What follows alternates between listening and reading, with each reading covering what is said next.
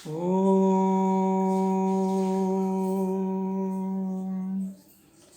वसुदेवसुतं देवं कंसचाणूरमर्दनं देवकी परमानन्दं कृष्णं वन्दे जगद्गुरुं।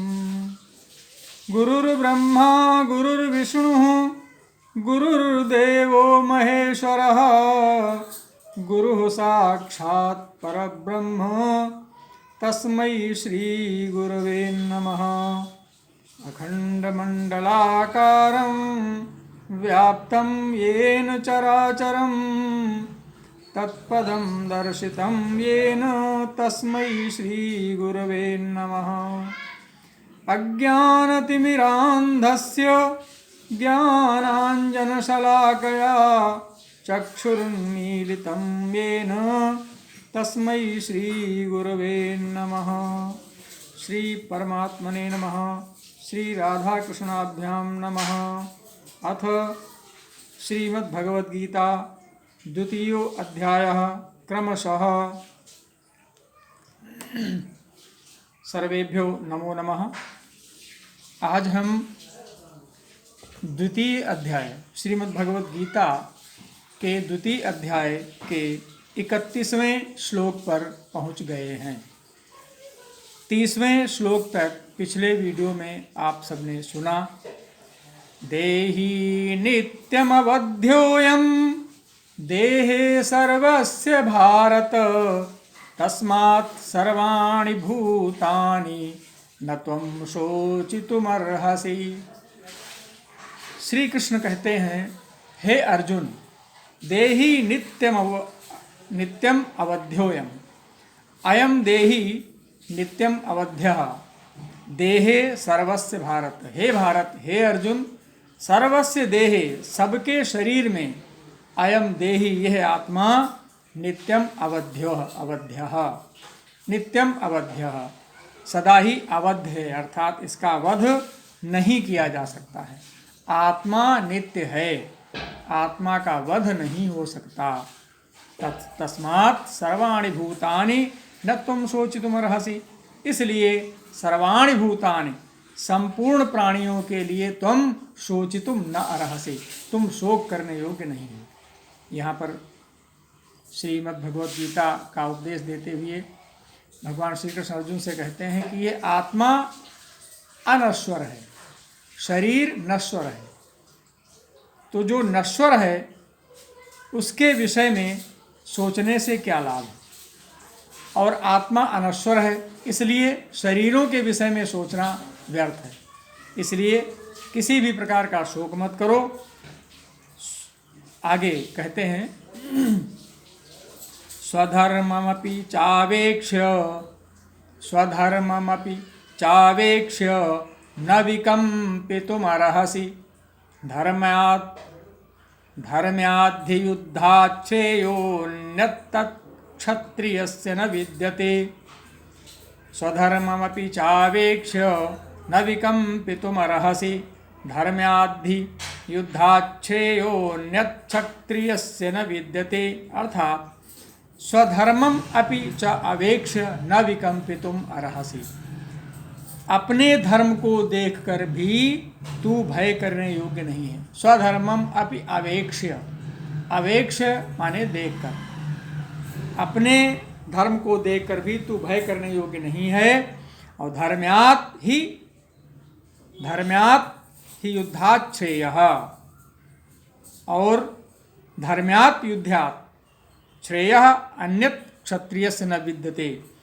ये जो धर्मयुक्त युद्ध है, इससे बढ़कर दूसरा कोई श्रेय अर्थात कल्याणकारी कर्तव्य नहीं है। धर्मयुक्त जो युद्ध का कर्म है, इसको त्याग कर कोई अन्य ऐसा कर्तव्य नहीं है जो तुम्हारे करने योग्य है। इसलिए इस धर्म युद्ध को मत त्यागो, धर्म युद्ध तुम्हें करना ही करना है, यही तुम्हारा कर्तव्य है। क्योंकि यद्रच्छया चोपपन्नं स्वर्गद्वारमपावृतं सुखिनः क्षत्रियाः पार्थ लभन्ते युद्धमीदृशम्। आगे समझा रहे हैं। कहते हैं, हे पार्थ, यदृच्छया च उपपन्नम, यदृच्छया च उपपन्नम का अर्थ है अपने आप प्राप्त हुए और अपावृतम और खुले हुए। यदृच्छया चोपपन्नम अपावृतम स्वर्ग द्वारम, किस प्रकार के शुद्ध स्वर्ग द्वार को? युद्धमीदृशम स्वर्ग द्वारम। यदृच्छया चोपन्नम स्वर्ग द्वारम अपावृतम, अपने आप प्राप्त हुए और खुले हुए स्वर्ग के द्वार स्वरूप, स्वर्ग द्वार रूपी ईदृशम युद्धम, स्वर्ग द्वारम ईदृशम युद्धम, स्वर्ग द्वार रूपी इस प्रकार के युद्ध को सुखिनः क्षत्रियाः लभन्ते, भाग्यवान क्षत्रिय लोग ही प्राप्त करते हैं, भाग्यवान क्षत्रिय लोग ही प्राप्त करते हैं। अर्थात कहने का आशय क्या है? कृष्ण जी कहते हैं कि हे अर्जुन, यह युद्ध तुमने नहीं छेड़ा है, यह युद्ध तो तुम्हारे सम्मुख आपतित हुआ है, अर्थात आ पड़ा है। इसमें तुम्हारा कोई दोष नहीं है, ये धर्म युद्ध है, तुम्हें धर्म के लिए युद्ध करना है, इसलिए मोह का त्याग करो। अथ चेत् त्वमिमं धर्म्यं संग्रामं न करिष्यसि ततः स्वधर्मं कीर्तिं च हित्वा पापमवाप्स्यसि।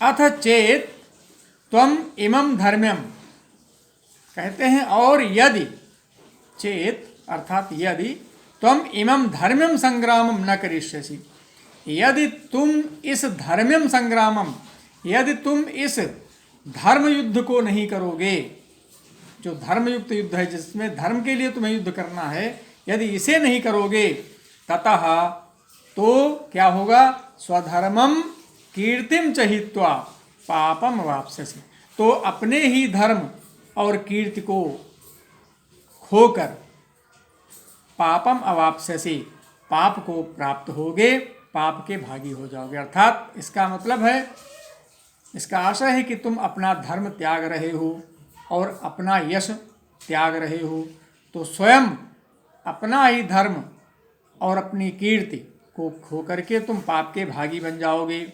अकीर्तिम चापि भूतानि कथयिष्यन्ति ते व्ययाम संभावितस्य चाकीर्तिर्मरणादतिरिच्यते। और क्या करेंगे? अकीर्तिम चापि भूतानि, ये जो भूतानि हैं, ये सारे लोग, भूतानि अर्थात प्राणी, ये प्राणी अकीर्तिम च, और तुम्हारी अकीर्ति को, कथयिष्यन्ति कहेंगे, ते अव्ययम, ते माने तुम्हारी, अव्ययाम, अव्यय कहते हैं जो व्यय न हो अर्थात निरंतर रहे, इसलिए यहाँ अव्ययम का अर्थ लगाया गया है कि बहुत समय तक रहने वाली जो तुम्हारी ये अपकीर्ति है उसका कथन करते रहेंगे, क्योंकि तुम धर्म युद्ध का त्याग करोगे तो तुम्हारा अपयश होगा और तुम्हारे इस चिरकाल तक रहने वाले, बहुत समय तक रहने वाले अपयश का लोग कथन करेंगे, कथयिष्यन्ति, इसी का गान करते रहेंगे। और संभावितस्य चाकीर्तिर्मरणादतिरिच्यते, और यह भी जान लो कि जो संभावित व्यक्ति होता है, संभावित का अर्थ यहाँ पर माननीय है, माननीय जो पुरुष है, जो सम्मानित पुरुष है, उस पुरुष के लिए जो अकीर्ति है, अपयश, उसको अपयश प्राप्त हो, बदनामी प्राप्त हो, वह मरणाद अतिरिच्यते, उसके लिए अपयश मरण से भी अधिक बढ़कर होता है, कष्टदायक, मरण से भी अधिक कष्टदायक होता है। अपयश हो जाना, बदनामी होना, बुराई होना, ये मरण से भी अधिक कष्टदायक। भयाद्रणादुपरतं मंस्यन्ते त्वां महारथाः येषां च त्वं बहुमतो भूत्वा यास्यसि लाघवम्, येषां च त्वं बहुमतो भूत्वा यास्यसि लाघवम्, और जिनकी दृष्टि में तू पहले बहुत सम्मानित होकर अब लघुता को प्राप्त होगा। येषां च त्वं बहुमतो भूत्वा, अर्थात जिनकी दृष्टि में तुम पहले बहुत सम्मानित हुए हो और अब यास्यसि लाघवम, अब लघुता को प्राप्त हो जाओगे, अपयश को प्राप्त हो जाओगे, तो ते महारथा, वे महारथी लोग त्वाम तुझे भयाद रणाद उपरतम मनस्यन्ते भय के कारण युद्ध से हटा हुआ मानेंगे। वे महारथी जो तुम्हारा सम्मान करते आए हैं, वे जब तुम इस प्रकार से युद्ध से विरत हो जाओगे तो लघुता को प्राप्त हो जाओगे, तब वही महारथी तुम्हें यह मानेंगे कि तुम भय से युद्ध को त्याग रहे हो, तुम भयभीत हो गए हो और तुमने युद्ध का त्याग कर दिया है।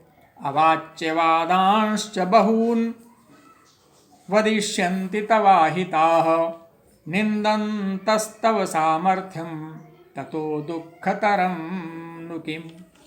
अब यह बताइए, तेरे वैरी लोग तेरे सामर्थ्य की निंदा करते हुए तुझे बहुत से न कहने योग्य वचन भी कहेंगे।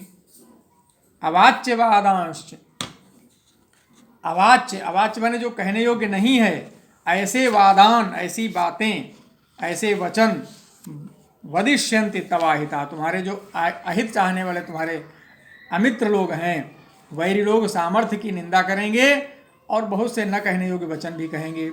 उससे अधिक दुख और क्या होगा। आगे भगवान श्री कृष्ण कितना अच्छा उपदेश दे रहे हैं, कहते हैं हतो वा प्राप्स्यसि स्वर्गम, कि हे अर्जुन तू शोक क्यों करता है, यदि तुम हतः, यदि तुम मारे जाओगे तो प्राप्स्यसि स्वर्गम, तो स्वर्ग प्राप्त करोगे। और जित्वा वा भोक्ष्यसे महीम, और यदि जीत जाते हो, संग्राम में जीत जाओगे तो भोक्ष्यसे महीम, तो पृथ्वी का भोग करोगे, पृथ्वी का राज्य भोगोगे।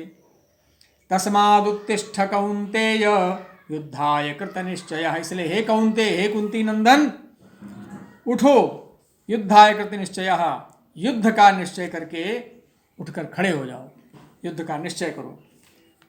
और सुख दुखे समे कृत्वा लाभालाभौ जया जयौ ततो युद्धाय युज्यस्व नैवं पापम वाप्स्यसि। अब यहाँ पर श्री कृष्ण जी एक प्रकार से हम सभी को शिक्षित कर रहे हैं कि हमें सुख और दुख में समान रहना चाहिए, और जो सुख और दुख में समान रहते हुए अपने कर्तव्य का पालन करता है वही वास्तव में विजयी पुरुष माना जाता है।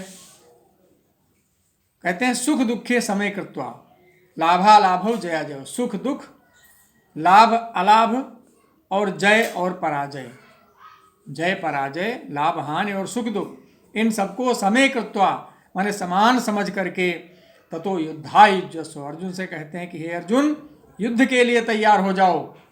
सुख दुख, हानि लाभ और यश अपयश, जय पराजय, इन सबको एक समान समझो, तैयार हो जाओ। नैवं पापम वाप्स्यसि, और इस प्रकार युद्ध करते हुए तुम्हें पाप नहीं लगेगा।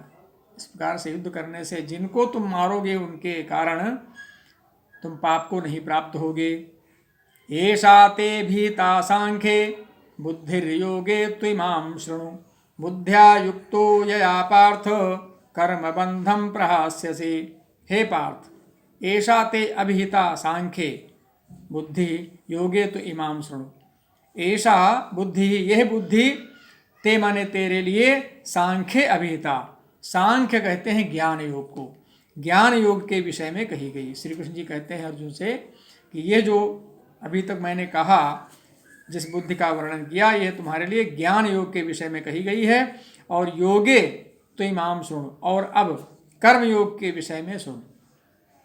बुद्ध्या युक्तो यया पार्थ कर्म बंधम प्रहास्यसि, बुद्ध्या युक्त यया बुद्ध्या युक्त, जिस बुद्धि से युक्त हुआ, यया बुद्ध्या युक्त, जिस बुद्धि से युक्त हुआ तू कर्म बंधन को भली भांति त्याग देगा, अर्थात सर्वथा नष्ट कर डालेगा, ऐसा कर्मयोग अब मैं तुम्हें सुनाता हूँ, उसे सुनो। नेहाभिक्रमनाशोस्ति प्रत्यवायो न विद्यते स्वल्पमप्यस्य धर्मस्य त्रायते महतो भयात्। कहते हैं इस कर्म योग में आरंभ का अर्थात बीज का नाश नहीं है। नेहाभिक्रमनाशः, विच्छेद करेंगे तो निकलेगा न इह अभिक्रमनाशः अस्ति, अर्थात इह माने इस कर्म योग में अभिक्रम नाश, आरंभ का अर्थात बीज का नाश नहीं है। अभिक्रम नाश नास्ति, बीज का नाश नहीं है। और प्रत्यवायो न विद्यते, और उल्टा फल रूप दोष भी नहीं। प्रत्यवाय कहते हैं उल्टा फल, उल्टा फल रूप दोष भी नहीं है। स्वल्पमप्यस्य धर्मस्य, बल्कि क्या है, इस कर्मयोग रूप का, कर्मयोग रूप का जो धर्म है, इस धर्म का थोड़ा सा भी साधन जन्म मृत्यु रूप महान भय से रक्षा कर लेता है। त्रायते महतो भयात, अर्थात कर्मयोग रूपी जो धर्म है, इसका थोड़ा सा भी साधन जन्म मृत्यु रूप महान भय से रक्षा कर लेता है। अर्थात कर्मयोग को श्रेष्ठ कहा गया। व्यवसायात्मिका बुद्धिरेके कुरु नंदन, बहुशाखा ह्यनंताश्च बुद्धियो व्यवसायिनाम। कहते हैं हे अर्जुन, इस कर्मयोग में व्यवसायात्मिका बुद्धि, निश्चयात्मिका बुद्धि एक ही होती है। व्यवसायात्मिका बुद्धि एक इह कुरुनंदन, हे कुरुनंदन अर्थात हे अर्जुन, इस कर्म योग में जो निश्चयात्मिका बुद्धि होती है, निश्चय करने वाली बुद्धि, वह एक होती है। किंतु बहुशाखा ही अनंताश्च बुद्धयो व्यवसायिनाम, अव्यवसायिनाम अर्थात अस्थिर विचार वाले विवेकहीन, अव्यवसायिनाम अस्थिर विचार वाले विवेकहीन सकाम मनुष्यों की बुद्धियां माने बुद्धियां, अनंताश्च बहुशाखा निश्चय ही बहुत भेदों वाली और अनंत होती हैं। बहुशाखा माने अनेक भेद होते हैं।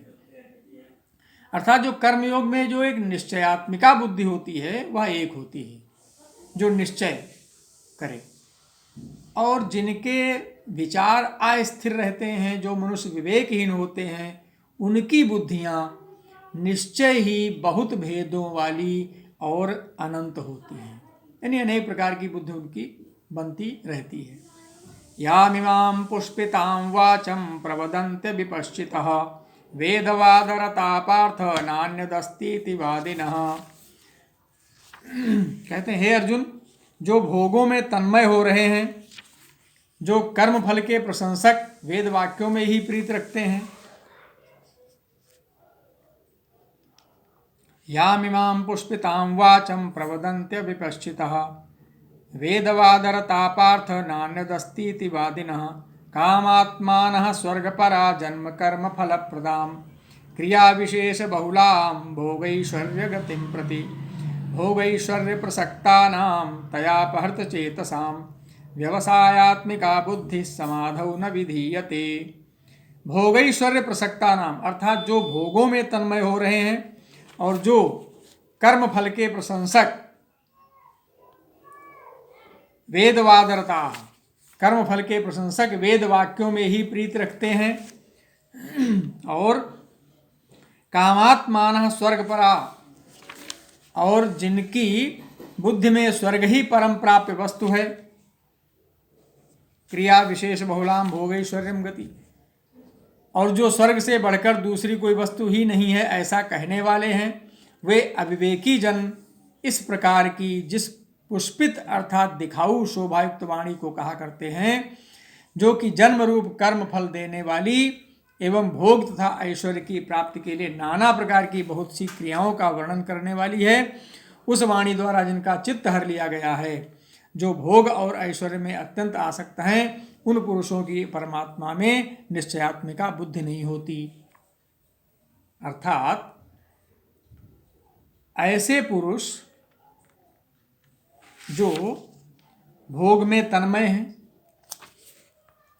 वेद वाक्यों में प्रतीति रखते हैं, कर्मफल के प्रशंसक लोग, जिनकी बुद्धि में स्वर्ग ही परम प्राप्य वस्तु है, जो स्वर्ग से बढ़कर दूसरी कोई वस्तु नहीं है ऐसा कहते हैं, वे सब अविवेकी हैं।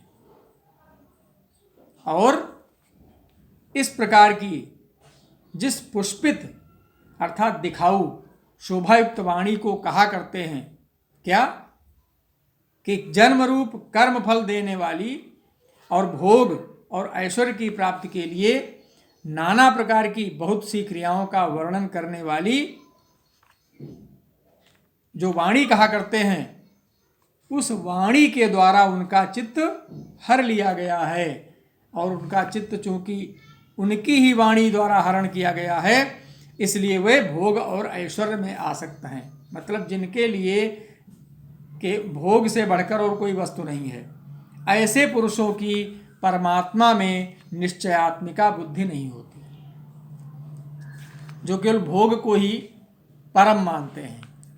ऐसे लोग परमात्मा में निश्चयात्मिका बुद्धि नहीं रखते। त्रैगुण्य विषया वेदा निस्त्रैगुण्यो भवार्जुन। कहते हैं हे अर्जुन, त्रैगुण्य विषया भेदा, हाँ, त्रैगुण्य विषया वेदा, वेदा त्रैगुण्य विषय। कहते हैं वेद उपर्युक्त से तीनों गुणों के कार्य रूप समस्त भोगों एवं उनके साधनों का प्रतिपादन करने वाले हैं। त्रैगुण्य विषया भेदा वेदा, त्रैगुण्य विषया वेदा, यानी वेद जो हैं त्रैगुण्य विषय से युक्त हैं। वेद उपर्युक्त प्रकार से तीनों गुणों के कार्य रूप समस्त भोगों एवं उनके साधनों का प्रतिपादन करने वाले हैं। यानी जो ऊपर कहे गए जो गुण हैं, भोग आदि, इस प्रकार के तीनों गुणों का वर्णन करते हैं। इसलिए निस्त्रैगुण्यो भवार्जुन, इसलिए तू उन भोगों और उनमें साधनों में आसक्तिहीन हो जा। निस्त्रैगुण्य हो जा। निर्द्वंद्वो नित्य सत्वस्थो निर्द्वंद्वो नित्य सत्वस्थो निर्योग क्षेम आत्मवान। इसलिए कहते हैं तू हर्ष शोक आदि द्वंद्वों से रहित हो जा। निर्द्वंद्व हो जाओ, अर्थात हर्ष और शोक, प्रसन्नता और दुख दोनों से रहित हो जाओ। नित्य सत्वस्थो, नित्य वस्तु परमात्मा में स्थित हो जाओ। और योगक्षेम, और योगक्षेम को न चाहने वाला, योग और क्षेम को न चाहने वाला, आत्मवान और स्वाधीन अंतःकरण वाला हो जा। मतलब किसी भी प्रकार की चाह नहीं होनी चाहिए तुम्हारे अंदर। यावानर्थ उदपाने सर्वतः संप्लुतोदके तावान सर्वेषु वेदेषु ब्राह्मणस्य विजानतः।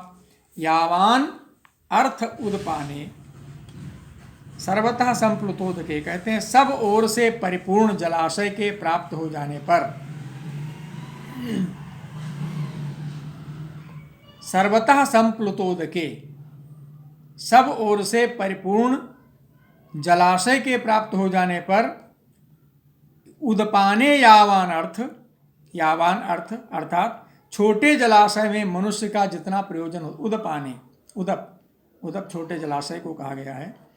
यावान अर्थ मनुष्य का जितना प्रयोजन रहता है, यानी संपूर्ण सब ओर से परिपूर्ण जलाशय मिल गया। सब ओर से परिपूर्ण जलाशय मिल जाने के बाद भी छोटे जलाशय में मनुष्य का जितना प्रयोजन रहता है, तावान सर्वेषु वेदेषु ब्राह्मणस्य विजानतः। ब्राह्मणस्य विजानतः अर्थात ब्रह्म को तत्व से जानने वाले ब्राह्मण का समस्त वेदों में उतना ही प्रयोजन रह जाता है। ब्रह्म को तत्व से जानने वाला जो ब्राह्मण है, उसका समस्त वेदों में उतना ही प्रयोजन रह जाता है, अर्थात बहुत कम प्रयोजन रह जाता है। आगे बहुत बढ़िया श्लोक है जो हम सभी को शिक्षा देता है। कर्मण्येवाधिकारस्ते मा फलेषु कदाचन। कर्मण्येवाधिकारः ते, कहते हैं हे अर्जुन, ते अधिकारः कर्मणि एव, तुम्हारा अधिकार कर्म में है। कर्म करने में ही तुम्हारा केवल अधिकार है। मा फलेषु कदाचन, और कभी भी उसके फलों में नहीं। अर्थात फल की चिंता त्याग कर कर्म कर। माँ कर्म फल हेतुर्भु माँ ते संगोस्तु कर्मणि। कर्मों के फल का हेतु मत हो। माँ कर्म फल हेतु, अर्थात तू कर्मों के फल का हेतु मत बन कि कर्म करोगे तो उसका फल क्या मिलेगा, ऐसा मत सोच। माँ ते संगोस्तु कर्मणि, और कर्म न करने में भी तुम्हारी आसक्ति नहीं होनी चाहिए, अर्थात अकर्मण भी नहीं होना चाहिए। कर्म करना है फल की इच्छा रहित। योगस्थः कुरु कर्माणि संगम त्यक्त्वा धनंजय सिद्ध्यसिद्ध्योः समो भूत्वा समत्वं योग उच्यते। हे धनंजय, तू आसक्ति को त्याग कर, संगम त्यक्त्वा, संग कहते हैं आसक्ति को, आसक्ति को त्याग कर, सिद्ध सिद्ध्यो समो भूत्वा, सिद्धि और असिद्धि में समान बुद्धि वाला होकर, चाहे सिद्धता प्राप्त हो चाहे न प्राप्त हो, सिद्ध हो या असिद्ध हो, दोनों में समान बुद्धि वाला हो जा। और योगस्था, योग में स्थित होता हुआ, कुरु कर्माणि, कर्म कर्तव्य कर्मों को कर, जो तुम्हारा कर्तव्य कर्म है उसे कर। और यही जो कर्म है इसी को समत्वम योग उच्यते, इसी को समत्व योग कहा जाता है। समत्व योग, समत्व का अर्थ है सबको समान देखना। अभी जो पीछे बताया गया, सुख दुखे समय कृत्वा लाभा लाभो जया जयो, अर्थात हर चीज को समान दृष्टि से देखो, चाहे वो हानि वाला हो, चाहे लाभ वाला हो, चाहे सुख देने वाला हो, चाहे दुख देने वाला हो, समत्व भाव होना चाहिए। समत्व भाव से ही स्वयं को उस प्रकार के कर्म में समाहित कर। दूरेण ह्यवरं कर्म बुद्धि योगात् धनंजय बुद्धौ शरणमन्विच्छ कृपणाः फलहेतवः। कहते हैं दूरेण ही अवरम कर्म बुद्धि योगात् धनंजय। हे धनंजय, बुद्धि योगात्, बुद्धि योग कौन सा? समत्व बुद्धि योगात्, समत्व रूप बुद्धि योग से कर्म अवरम, कर्म सकाम कर्म अत्यंत ही निम्न श्रेणी का है। समत्व रूप बुद्धि योग से सकाम कर्म अत्यंत ही निम्न श्रेणी का है। जो अभी हमने आपको समझाया कि ये जो समत्व रूप बुद्धि योग है, इसकी अपेक्षा सकाम कर्म अत्यंत ही निम्न श्रेणी का है। इसलिए हे धनंजय, बुद्धौ शरणम अनविच्छ कृपणाः फलहेतवः, तो समबुद्धि में ही रक्षा का उपाय ढूंढ। बुद्धौ शरणम अनविच्छ, समबुद्धि में ही रक्षा का उपाय ढूंढ, अर्थात बुद्धि योग का ही आश्रय ग्रहण कर। कृपणाः फलहेतवः, क्योंकि जो फल हेतवः हैं वे कृपणाः, अर्थात फल के हेतु बनाने वाले अत्यंत दीन होते हैं। बुद्धि योग का ही आश्रय ग्रहण करें, क्योंकि फल के हेतु बनने वाले लोग अत्यंत दीन होते हैं। जिस कर्म में फल की इच्छा है वह पुरुष को दीन बना देता है, इसलिए फल की इच्छा मत कर।